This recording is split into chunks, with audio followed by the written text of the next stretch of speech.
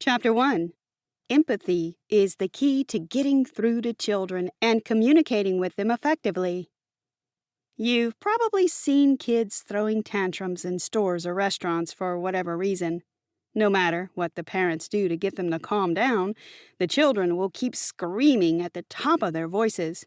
Eventually, the parents will become frustrated and start yelling at their kids, demanding that they keep quiet. The reason why such a fiasco is a common occurrence is that most parents do not know how to communicate effectively with their children. Rather than yell at your children or threaten them with all sorts of punishments, you, as a parent, can encourage your kids to cultivate good behavior by improving your communication with them. And to do that, you have to deal with the children empathetically. No other parenting technique is as effective as relating to kids with a compassionate attitude. When your behavior towards your children makes them feel capable and lovable, they are motivated to listen to you and adopt positive habits. Better communication leads to better relationships between parents and children.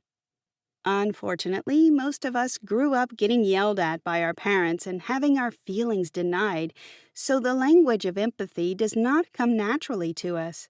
Nevertheless, to be able to cultivate great relationships with our children and help them mature into responsible adults, we have to learn the language of acceptance and practice its methods. As you continue on with this summary, you will learn how to get through to your children and encourage them to cultivate good behavior by listening to them and sharing your feelings with them. Chapter 2. Children find it very helpful when you acknowledge their feelings and show empathy. As adults, we find it very hurtful and frustrating to have our feelings disregarded. Generally speaking, we find it more comfortable to open up and talk about our problems when we have someone who listens to us and acknowledges our experience. And by opening up about our problems, we are better able to cope with our feelings and focus on solutions. The same goes for children. They also can help themselves if they have someone who can listen to them and respond empathetically. First, learn to listen to your children with full attention. It can be pretty daunting and discouraging to try to get through to someone who claims they are listening but really aren't. So, whenever your kids are trying to tell you something, give them your full attention. Do not pretend to be listening. Stop whatever you are doing and focus. You don't even have to say anything. Most of the time, sympathetic silence is all a child needs. Secondly, instead of questions and advice, acknowledge their feelings with a word. It's hard for kids to think clearly or constructively when someone is questioning, blaming, or advising them. However, children benefit more from a simple, "Oh, or "I see." For instance, if your child tells you after school that they're tired, you can simply say, "Oh, sorry, dear, I see you're tired." With the right words and care, you can inspire your children to think for themselves and possibly come up with their own solutions. Lastly, instead of denying your child's feelings, give those feelings a name. By naming your child's feelings, you're showing them that you acknowledge their inner experience. You have to be specific, though, because a child who hears the words of what they are experiencing will be deeply comforted.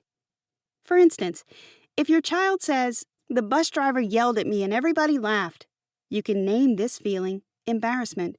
So instead of simply saying, "I know how you feel," you can reply with something like, "That must have been pretty embarrassing," or "Sounds as if that was embarrassing." The attitude behind your words is as important as the words themselves. Adele Faber. Chapter 3. Encourage your kids' cooperation effectively by avoiding the conflict of needs. Almost all parents will agree with the fact that one of the packages of frustration that comes with parenthood is the daily strive and struggle to get kids to behave in ways that are acceptable both to us parents and to society at large. This can be extremely annoying, strenuous work.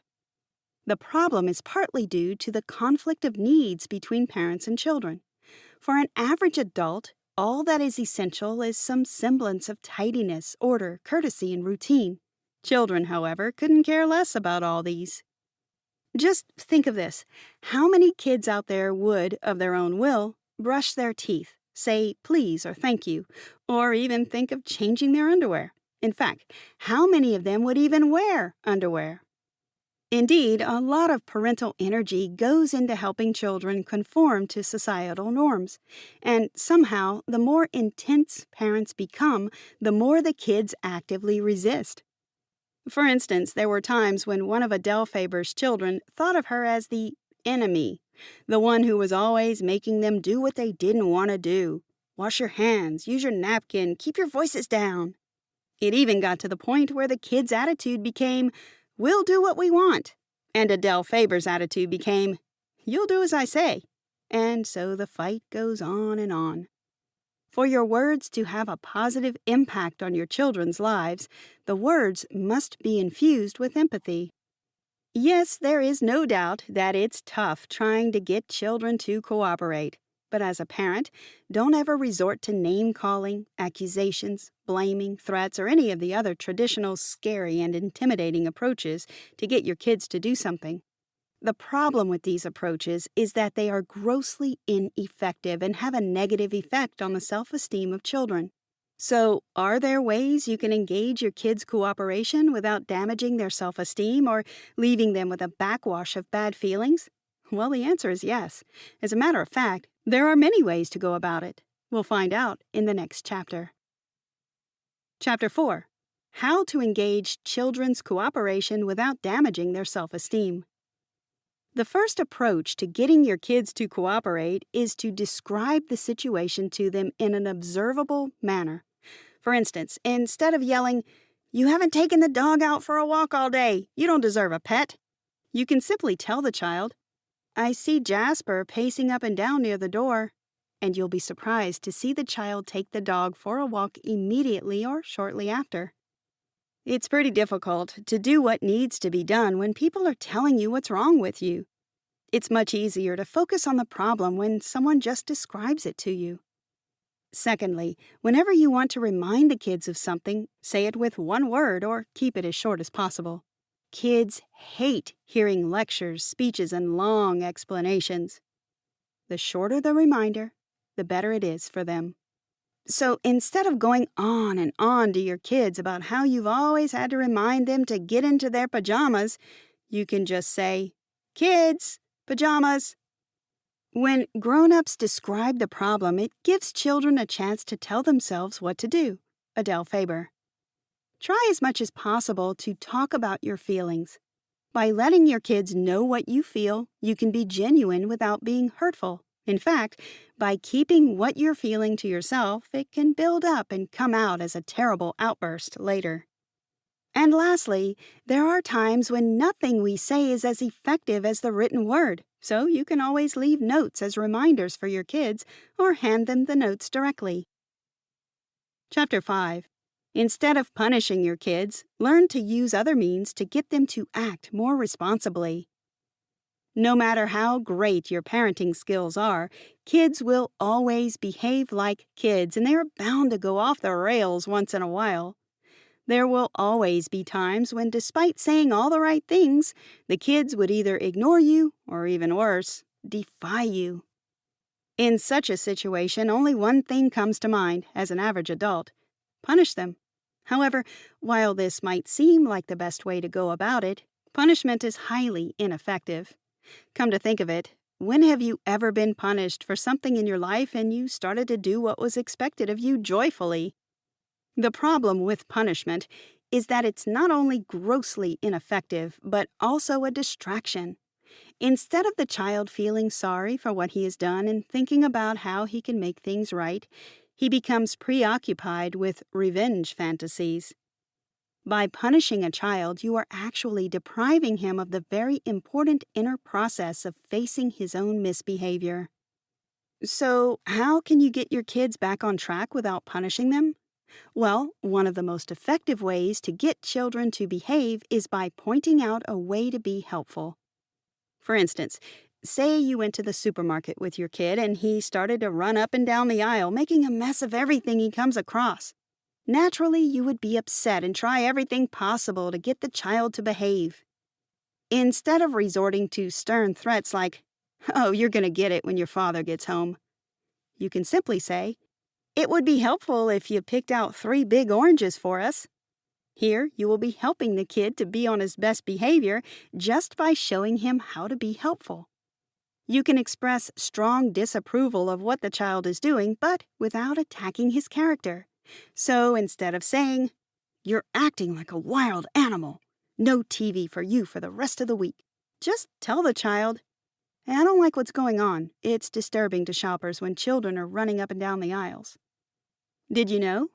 A 2012 study conducted by Elizabeth Gershoff, a professor of human development and family sciences at the University of Texas, found that over 80% of mothers spank their kids between kindergarten and 3rd grade.